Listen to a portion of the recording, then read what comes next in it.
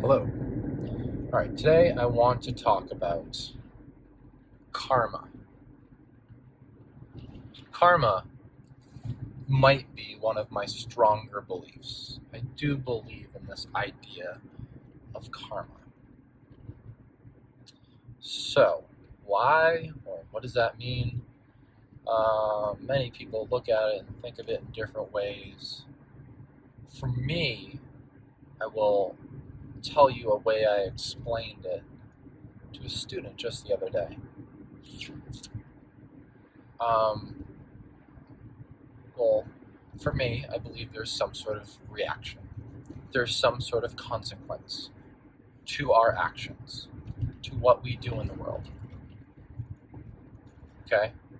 I think there's something lingering there in energy, right? In energy, there's something lingering there. In your psychology, which chicken or egg, once something is in your psychology, you're going to manifest behaviors based on that. So, okay, what do I mean? For instance, this is how I explained it to a student. I said I have those beliefs that I just said. I said I've seen it. I've seen when somebody or myself does good things in the world, good things happen. I've seen somebody does bad things, corrupt things, bad things happen. I've seen it. And I told the student, I don't just believe in it because la-di-da, kumbaya. No. No, not only have I seen it in action, just speaking about my own self, and I didn't go into this great detail with my students, but I have seen it when I am being dishonest, and I have been dishonest in my life. When I'm being dishonest and corrupt and cheating and lying to myself even, you don't escape from it yourself. You lie to yourself, you will pay for it. When I am lying to myself and being corrupt, I've seen the results in my life become worse. I've seen forces, unforeseen forces in my life, strike back against me. Okay, the thing that I explained, though, in class was it wasn't just based on that. It was actually based in science. It's actually based in science. Because I started with a simplistic form of it. Because one of the laws of physics is, for every action, there is an equal and opposite reaction. Right? We know that. We've heard that. We hear that law. For every action, there's an equal and opposite reaction. Now, that is too simplistic when we're talking about karma. It's not as simple as, I told the truth this afternoon, so I will get a candy cane reward next. It's not that simple, but it's not that far off. So I tried to explain to the student that if in our life we do something, we put on our pants in the morning, there is a reaction to that. The pants are going to be on. There is something. Why wouldn't there be if you do something and it's moral? If you do something kind, you do something kind for somebody, you hold the door, you lend them $5 to buy a drink at lunch or something. You do something good. Why wouldn't there be a reaction to that? If it's a physical act in the physical universe, why wouldn't there be a reaction? Now, okay, so maybe it is, again, psychological. In that person's brain and yours, you get a little token, a little check. Did something good. A little dopamine release or whatever, what have you, right?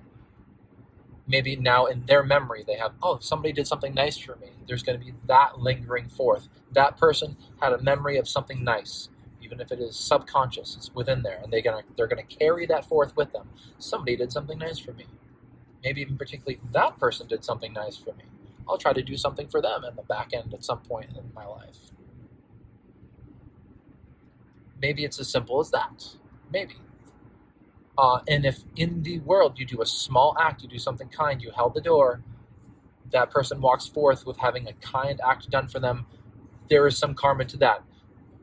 I don't know any of this for sure to say that there's karma or not. I believe it. But maybe that person gets to carry forth that good deed, and they'll go forth and bring it forward. Maybe, maybe not. And if that were the case, let's draw that one forward. If you are doing good things around other people who are doing good things, that's part of your karma. The people they're interacting with are more likely to come across your path. Somebody does something good for that person over there, that person goes through their life, and you happen to go pass by them again in the grocery store, and they do something kind for you. What I'm saying is, even in that indirect sense of good deeds carrying forward, even if it isn't directly right back to you, if you encircle yourself with good people doing good things, their outer circles and their inner circles are going to be more likely to interact with you, and you will receive the benefits of that, of more kindness being enacted towards you. I do think it's more than that, but that's even one version of it. You get the psychological benefit. You did something kind. The person said thank you. Maybe they didn't, but let's pretend it's an interaction of, even a head nod. Oh, thank you. You held the door. You get a little check mark in your brain. A little positive synapse fires off. A little positive conditioning happens. You now move forward through the world knowing that there is goodness in the world because you were part of it. Oh, on top of all that, you go through the world knowing you were the vehicle for goodness. The goodness was channeled through you. All right, that's psychological, sure.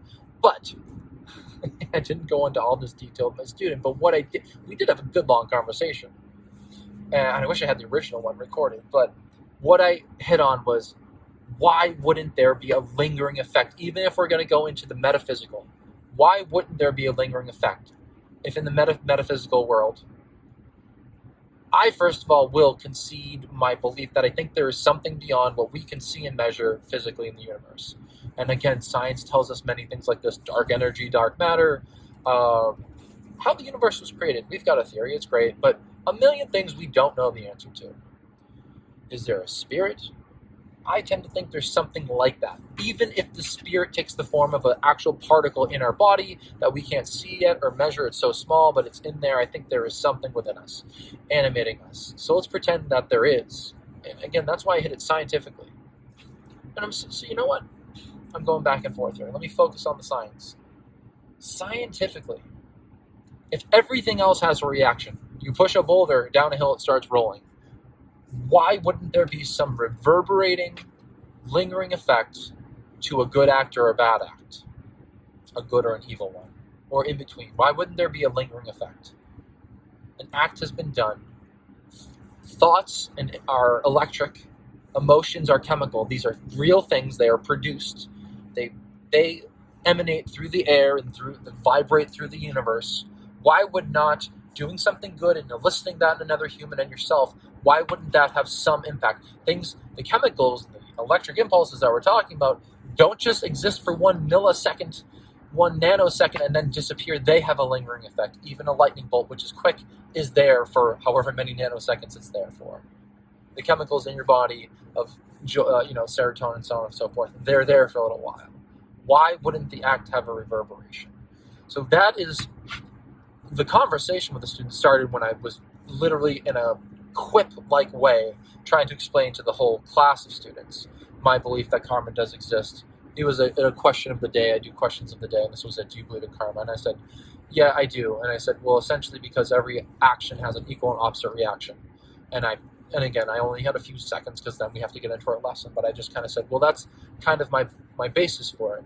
I said something like I started here, like I've seen it in the world, I've seen it in myself. So I believe it, but it's not just this kind of magical, ethereal thing that we can't define or explain, though it is hard. But why wouldn't our actions also have something lingering to it? And I know I keep on hitting on that, but I think they do. I think our actions have a lingering something. So even if it was energy, now again, our bodies are comprised of energy. There's energy in us. There's electric pulses. There is kinetic energy, potential energy, so on and so forth. There's energy within us. We burn up our calories. We move. Energy is within us. Energy is throughout all the living creatures of the universe, as far as we know. Now let's pretend physical universe. We know about how energy works. It needs fuel, essentially, right? Or use your term for it. Something needs to be burned or produced in order for energy to, exist and run itself through, run itself out. We know we can charge batteries. We know we can charge things. We can restore things. You can refill reservoirs of different things, whether it's naturally or synthetically. We can do that. It happens in nature. Creatures eat and feast, and they're filled with energy, and they can go forth for, however long. Some creatures can live, weeks or months or longer without eating. They eat, and they're replenished, and then they go forth. And we know about batteries, electricity, up and down, right? Why then, if you have this interaction of kindness, why would it be so wild to think that you couldn't, in a sense, carry some of that positive energy or use it? I know that's kind of a metaphysical word for you, positive. Why couldn't you carry that energy forth? Whatever way you want to define the energy. If you did a thing and it was good, let's use this as our example, and there's of course the inverse. If it was evil, that evil would carry with you. But if you did something that was good, why couldn't your spiritual battery, again, let's get away from that. Why couldn't your mechanical body battery, your chemical system, your brain, why couldn't it carry that forward? And all of this is the science. And that's where my belief comes from, that it's not just, again, using it in a mocking term, kumbaya. It's not just looking at something and hoping and thinking and wishing and praying and creating a myth around it. I believe it for the way I can think about it scientifically. Truly, that's what really cements it for me. But again, I saw it all in practice anecdotally. I see it and I feel it. And I'll assign that to more of the metaphysical, more of the spiritual. I happen to believe there's a spirit within us. Maybe it's different elements of the same larger spirit between the universe. Maybe. Whatever it is, I think there's something beyond the physical. So I think it's something like that. And I think, not to get too far off the topic here, in my version of there's a spirit, even if it's a particle, that particle on it, again, check mark. It has a check mark in positive or negative, and I'm sure it's more complicated than that, but maybe it's as simple as that. Good or bad, positive or negative, whatever you want to phrase it as. Maybe the metaphysical piece carries this act with us. Whatever element of thing we're going to call karma now, maybe it carries it with us too. So I think the mechanical, concrete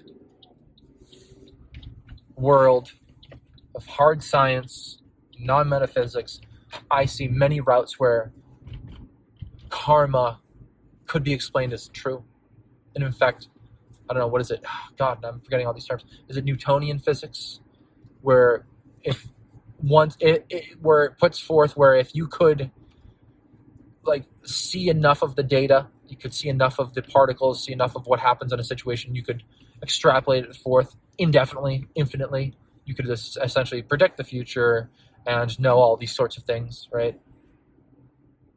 The future and everything, fate, for all things, everything in the universe, because it operates on a reaction for everything. There's an equal and opposite reaction. Because of that, you could essentially tell the entire future of the universe.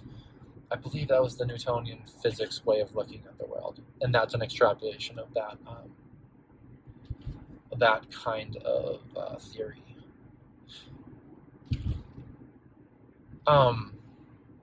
This ties right in with that. Okay, so that's my tie in there. That even in a hard science mechanical version of the world, we can kind of come up with a pretty valid explanation for there being karma and a reasoning and a logic to think about it as existing.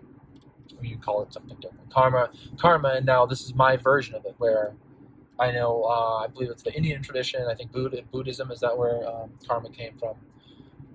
Obviously, I'm talking about all this off the cuff. I should double check my facts before I bring it up. But karma, I think it's more involved, right, with reincarnation in certain ways and universe, stratum of life or being, right?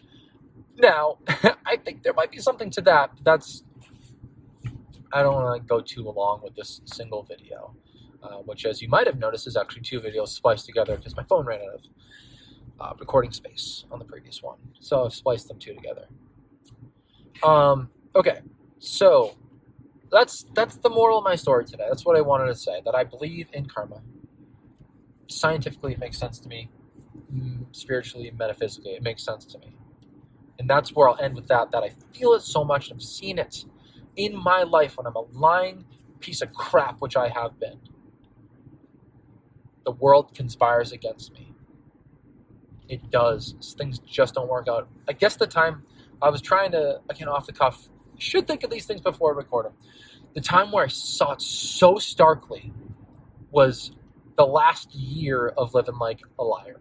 Before I was having these spiritual awakenings, but when I finally had it full on, and it completely and utterly changed my life, that last year and change, I had 7 flat tires in that year, and my driving was no different than any other time. I've always driven, besides in stupid nights of my youth, like an elderly woman. I drive very slow,